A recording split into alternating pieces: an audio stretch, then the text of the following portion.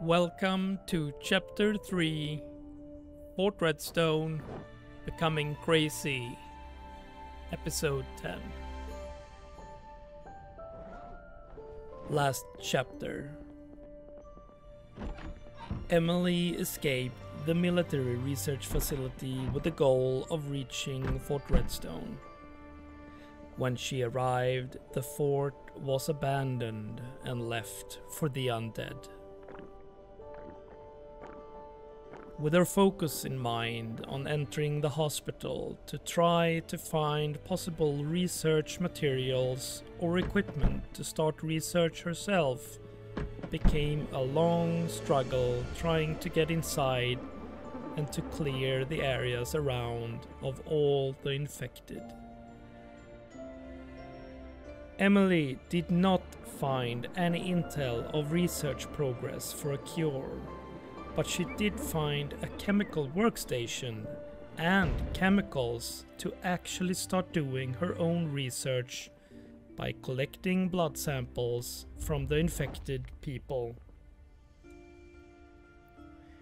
That is something that Emily will start to do eventually. But during the days, Emily has seen so much death, and through her own deeds, she has been forced to kill all infected people who are now scattered on the ground around the fort. All this in order to survive and strive for the goal she has been so focused of achieving.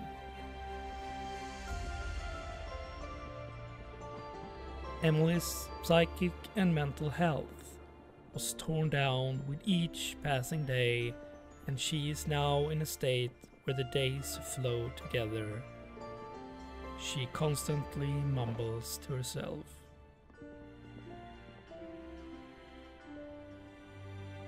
She has also started to hear things in her surroundings that feel so real. But perhaps it is all in her own head and turns out to be nothing. With her mind far from reality, she has not yet come up with a plan for her next moves. She knows there are still areas inside the hospital that is not checked. And the fort itself is huge.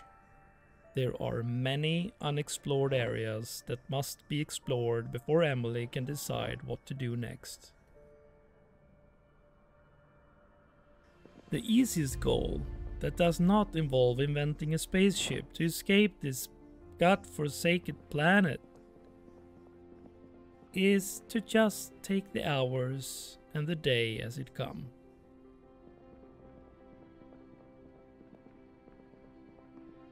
Emily's anxiety and depression gets worse every hour. With very little hope that something will get better, she still managed to get out of bed to actually use the days to try and take small steps for what may be needed next. Emily was back inside the hospital, searching for anything that might be needed today, tomorrow, or weeks ahead.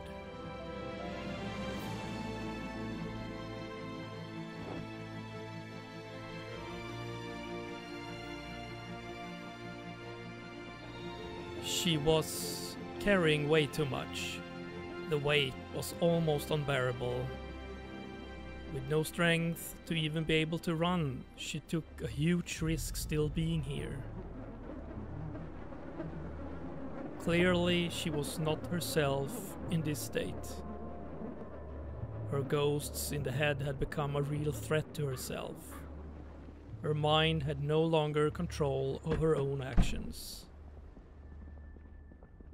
However, the pain in her body led her back to unpack.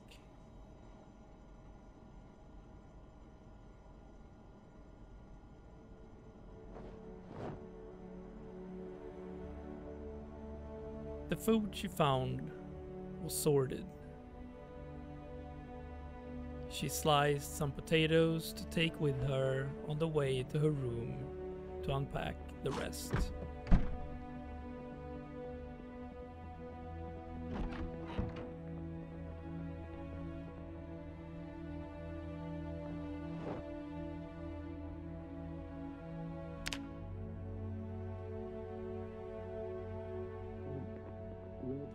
Playing the found videotapes makes the daily tasks a little easier.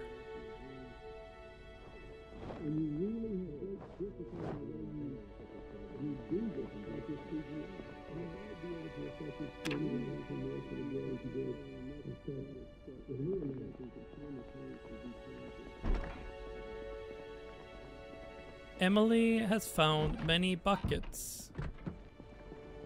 For the moment, it is her best option she can think of to collect rainwater if the water supply is shut off.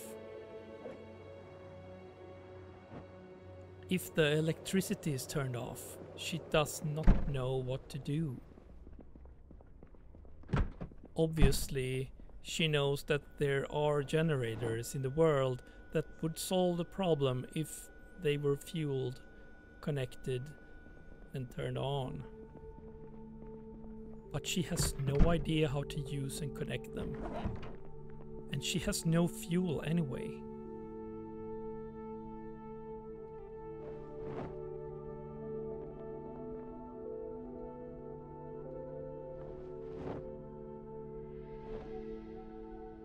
Emily is now done unpacking. Very tired and exhausted, she eats to get some energy into her body.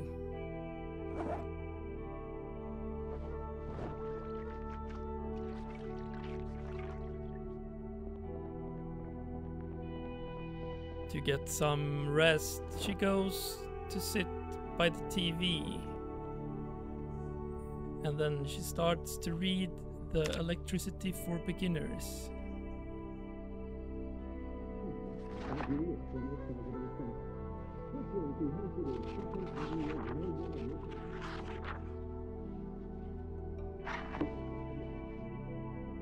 But she realizes she's too tired to read. So instead, she decides to drop the rifle and the backpack on the floor and go to bed to take a nap.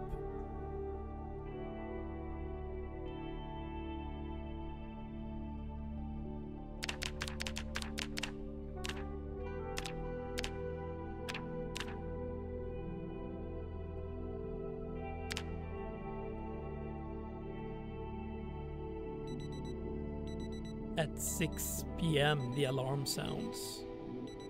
She still feels the fatigue and tiredness. More rest is needed. She goes back in front of the TV. It has now been days since she saw anything on the public channels. No news, no activity whatsoever on any channels really. With anxious thoughts of no activity, she leaves the TV on and instead takes a book to continue reading. Sounds in her head keep taunting her.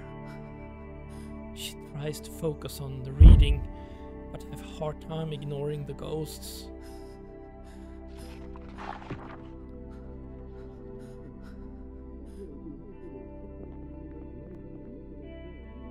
By midnight, she finished the Electricity for Beginners book. Some parts really fascinated her, and she has a lot of electric devices gathered throughout the days and must take theory into practice to learn the basics for real.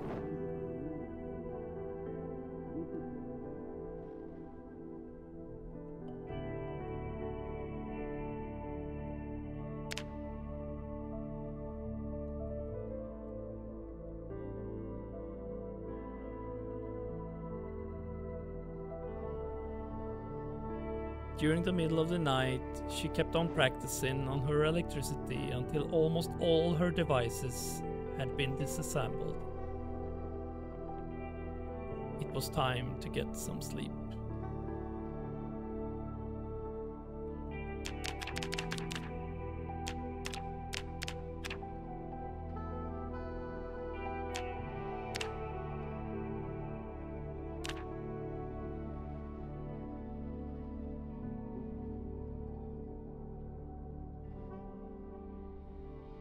The alarm wakes Emily up. Counting the days since she woke up from coma, it's now 12. With no real interactions with another person alive.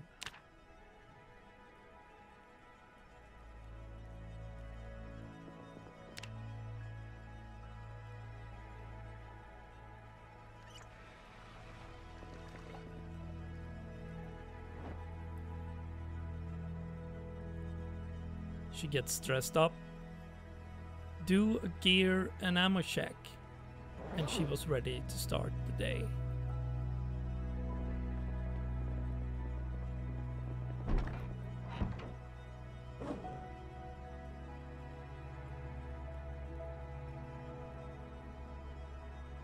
She grabbed a second backpack.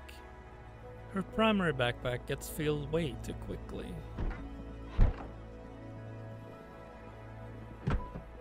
She also went by the kitchen to grab some food along the day.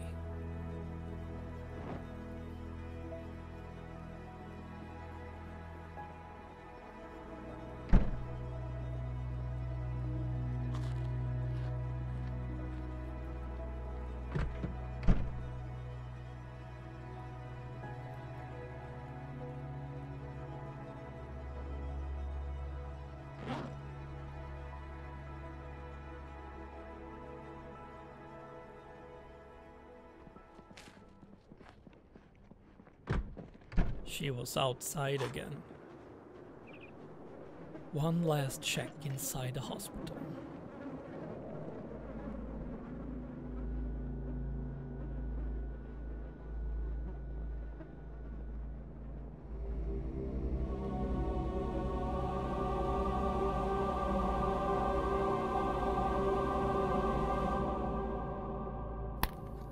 Emily hears sounds like someone's walking on glass.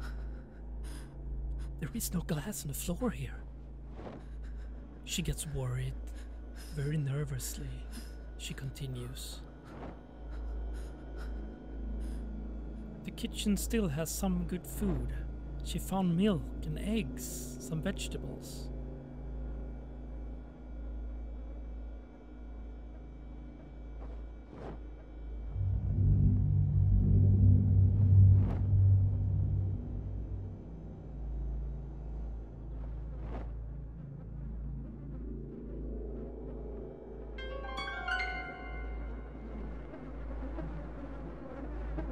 Out in the backyard, more findings, and grabbing some more storage boxes as well.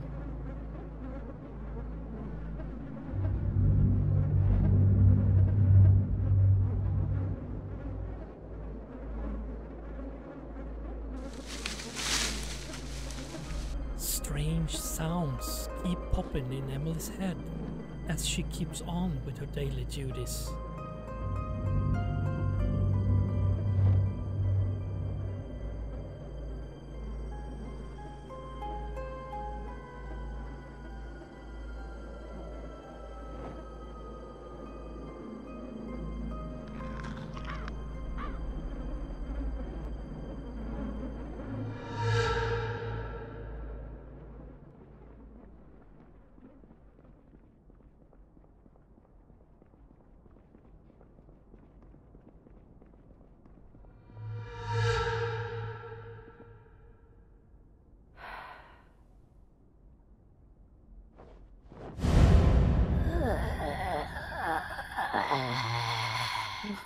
No, where is it? I haven't seen any infected close by. The sound of a zombie nearby panics Emily. It makes it very hard to focus.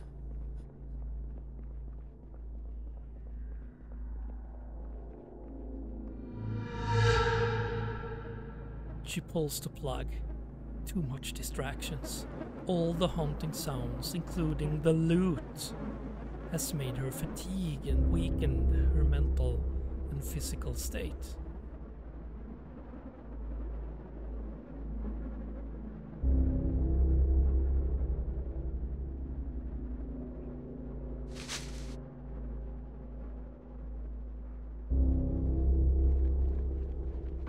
Back in safety, she heads directly to the kitchen to unpack. Please, no, get out of my head! Whispering sounds haunt Emily.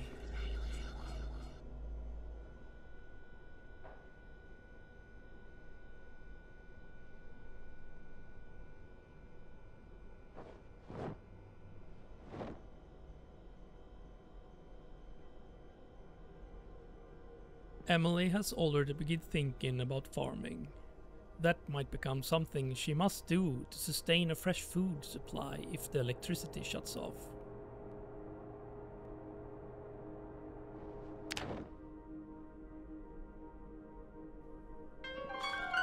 Just as Emily starts to eat the eggs, she at the same time inflicts damage to her head, all giggling about the situation. Her panic just kicks in, realizing what she'd done to herself. This has gone too far. Please make this go away, please.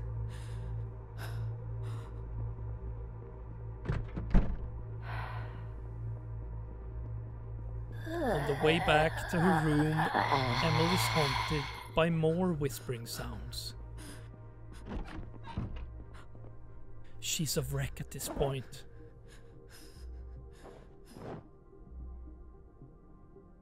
She starts to add more storage and unpacks. The voices in her head continue to haunt Emily constantly.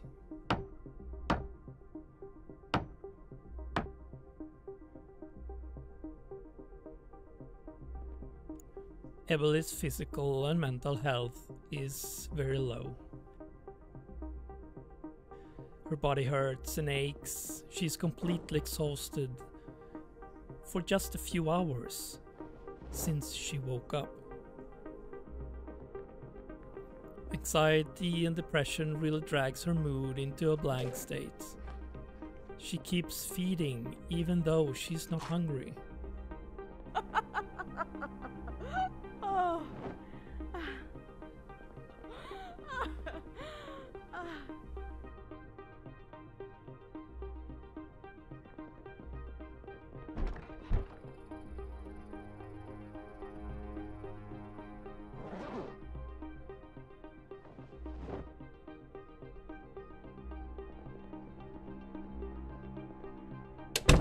Suddenly, a door closes.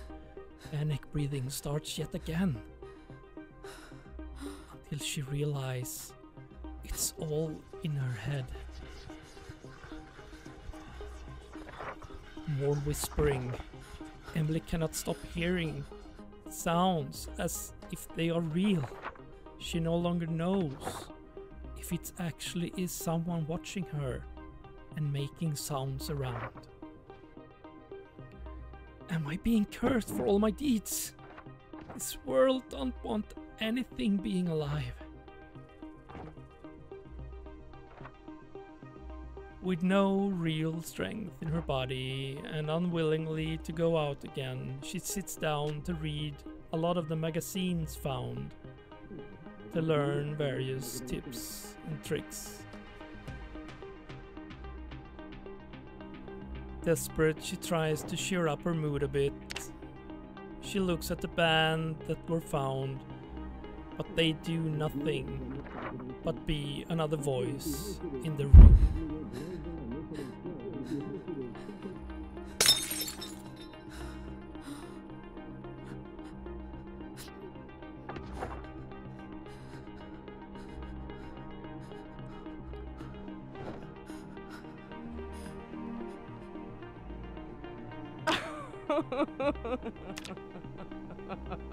Emily changes the bandage on her self-inflicted wound. She bursts into laughter as the blood seeps down her face.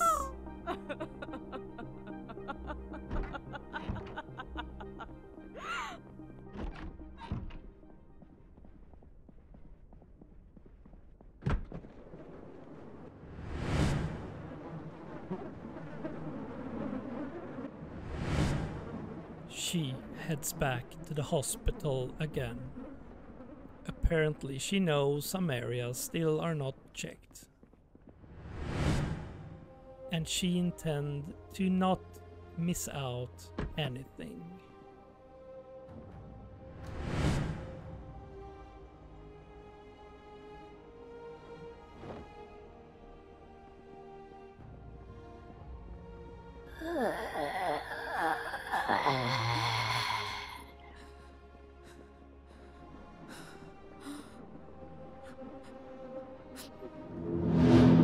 She spent 2 more hours checking the upper floors for anything she might have missed. Some things grabbed, but mostly just a waste of time and energy drained. Again very exhausted, tired, sweaty, and a body in ache, she heads back. Get the fuck out of my head! Creepy whispering voices keeps haunting Emily. Emily, too weak to break the container door, she gives up. Again, she does it. She takes the hammer and slams the very same head wound she caused herself earlier and bursts out in laughter.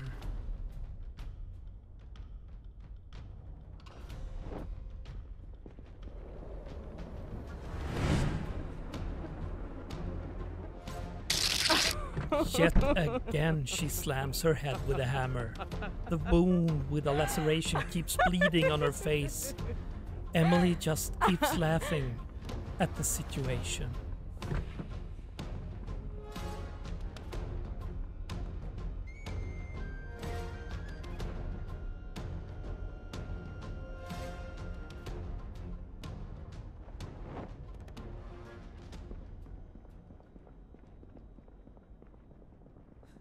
Emily finds her way back to reality.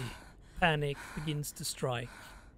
She remembers the past hour, how she constantly hurt herself for no reason other than total madness.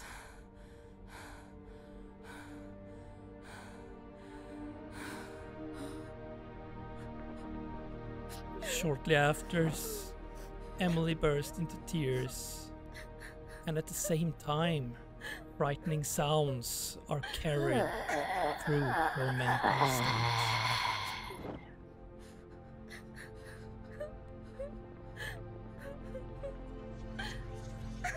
Please, get out of my head.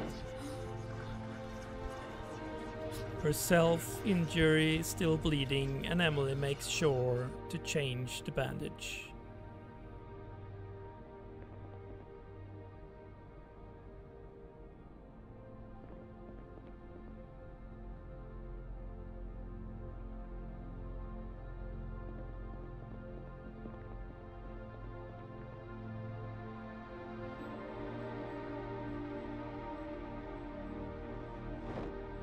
She takes the advanced book on carpentry, but she cannot find calm sitting on the room here.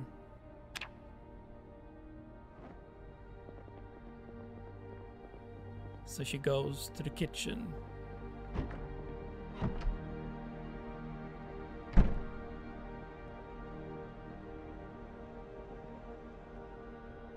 She grasps some sausage, some mutton chop, and a bologna from the freezer to cook in the oven.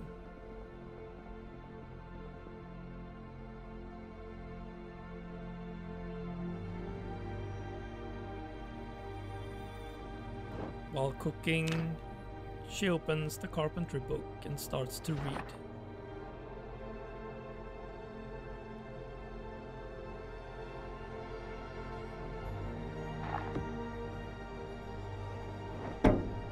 scary sounds in the head again.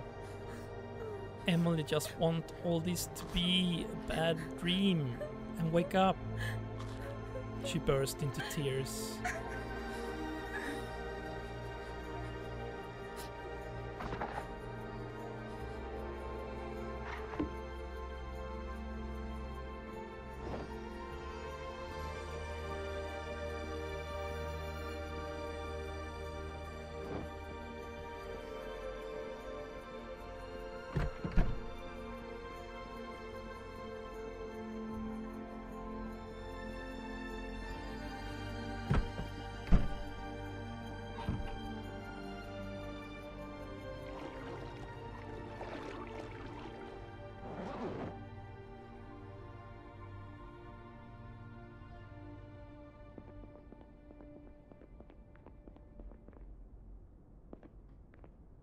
Emily spends the rest of the evening in bed, reading the book. Voices and sounds keep haunting her.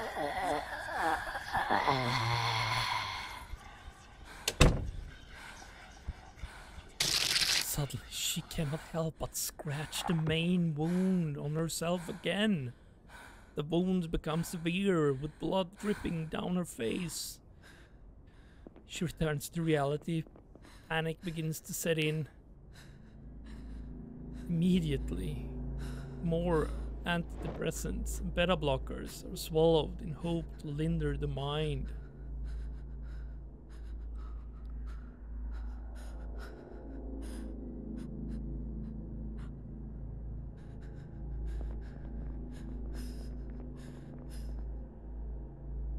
She goes back to bed to continue reading, but realizes the blood on her face and hands. She gets up to wash herself in the sink. Whispering voices haunts Emily. She bursts into tears again.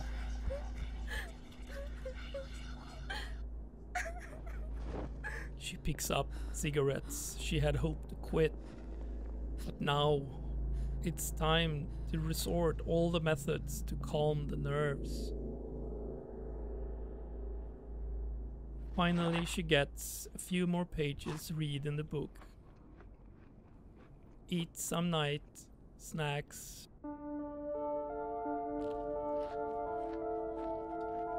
And then she sets the alarm and tries to fall asleep.